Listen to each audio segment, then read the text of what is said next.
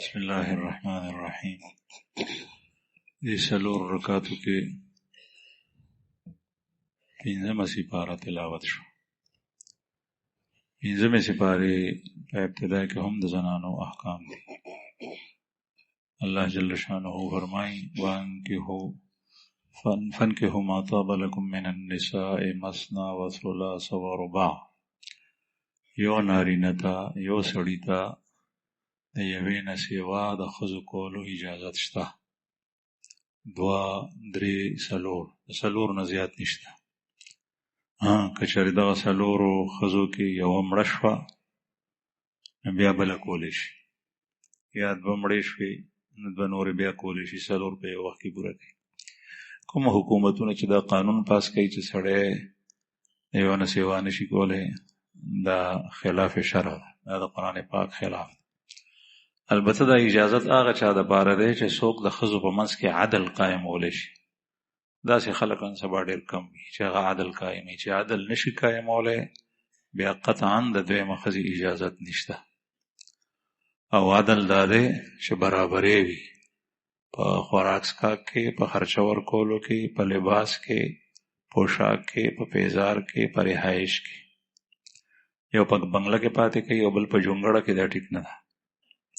چې څومره یې وس دی هغه عمر دی کوي. یو ته د کرایې کور نیولی، بلې ته ټیک ده. په یو کور کې د یوې یو کوټه ده او د بلې بل کوټه ده، نو ټیک ده. چې شی راوړي نو دواړو کې تقسیموي برابر. چې د کومې نه ماشومان دي، بچي دي، د هغې ماشومانو خرچه بیله ورکوي نو هغه ټیک ده. او هغه عمر دی بلې ته چې ماشومان نشته ورکول ضروري نه دي. د ښځو په منځ کې برابرې ضروري دی، د اولاد په منځ کې نه. چې د یوې نه اولاد نی نو هغې ته به څه ورکوي؟ د اولاد برخه. بهر حال دا هغه وخت کې ده چې عدل کولی شي. او عدل هغه وخت کې کولی شي چې هغه د الله د احکامونو خبر وي. مخکې الله پاک فرمایي الرجال قوامون علی النساء. سړي نگرانان دي په ښځو باندې. اختیار به د سړي په لاس کې وي د کور. نو چې کله سړی اختیار ښځې ته ورکړي نو بیا دی کله ښځه پرېږدي بل واده ته. نو داسې نه چې اختیار بل سره وي. او چې کله عدل نه کوي نو د هغه مثال داسې دی. یو لطیفه ده چې یو سړی و، هغه ځنګل ته لاړو. چې ویې کتل نو ځنګل کې یو سړی ناست دی، ونې ته تکیه والي ده او رباب یې په لاس کې ده، رباب غږوي.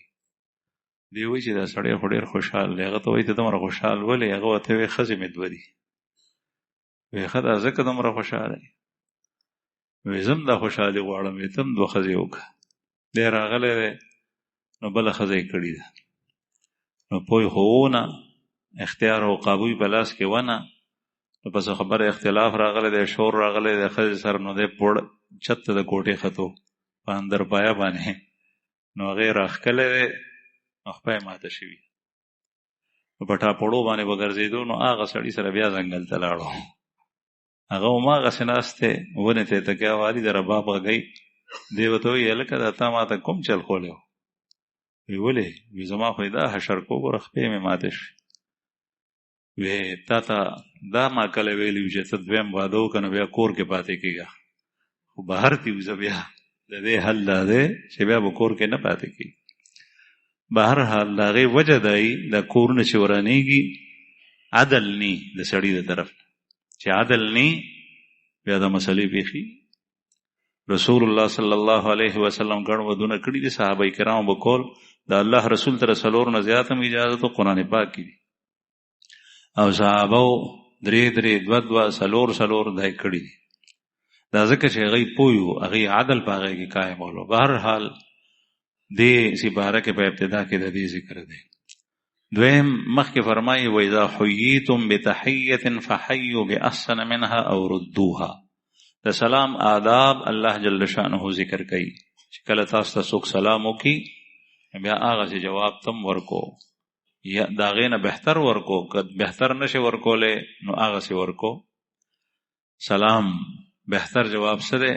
چې تا ته څوک وایي السلام علیکم، ته ورته وایه السلام وعلیکم السلام ورحمت الله وبرکاته. دا بهتر جواب دی. او که بهتر نشي ورکولی نو هماغسې ورکړه چې څنګه تا ته هغه کړی دی السلام علیکم.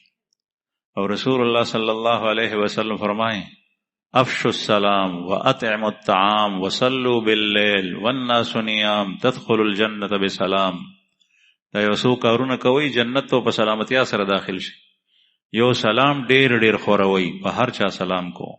سلم علی من عرفت و علی من لم تعرف، پیجنې او کنه پیجنې سلام کو. دا مې د پیجنم، دا مې یار دوست دی، دا مې عزیز رشتہ دار دی، پاغه سلام اچي چې څوک نه پیجنې پاغه نه شي نه، په هر چا باندې سلام اچو چې مسلمان. واطعم الطعام، او خوراک ورکو، یتیم تا، مسکین تا، مالدار تا، غریب تا، ملمه تا، هر چا تا.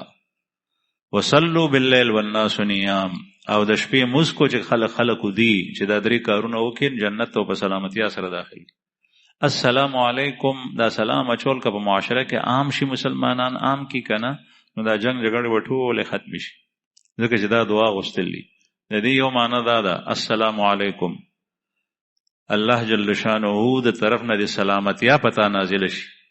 او سلامتیا دي ته وي ته د بیماری نه محفوظ یې، د بلاګانو نه محفوظ یې، د مالی تاوان نه محفوظ یې، د کور د پریشانیو نه هر څه نه محفوظ یې چې څومره پریشانې.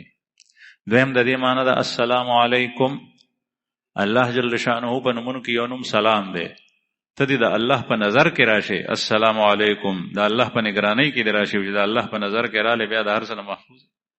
دریم د سلام معنی ده السلام علیکم زما د طرف نه ته محفوظ یې، چې ته چاته وې السلام علیکم هغه پوښ چې دې سړی نه ماته خطر نشته، دا غل نه دی، ډاکو نه دی، زما دشمن نه دی. که پس د دې نم ته هغه وجنه یا د هغه مال ته نقصان رسې، نو دې نه معلومیږي چې ته منافق یې، ځکه چې اول دې ورته وې السلام علیکم بیا ورته څنګه نقصان رسې. نو دا د سلامتیا سند دی چې زما د طرف نه و تا ته هیڅ قسم نقصان نه.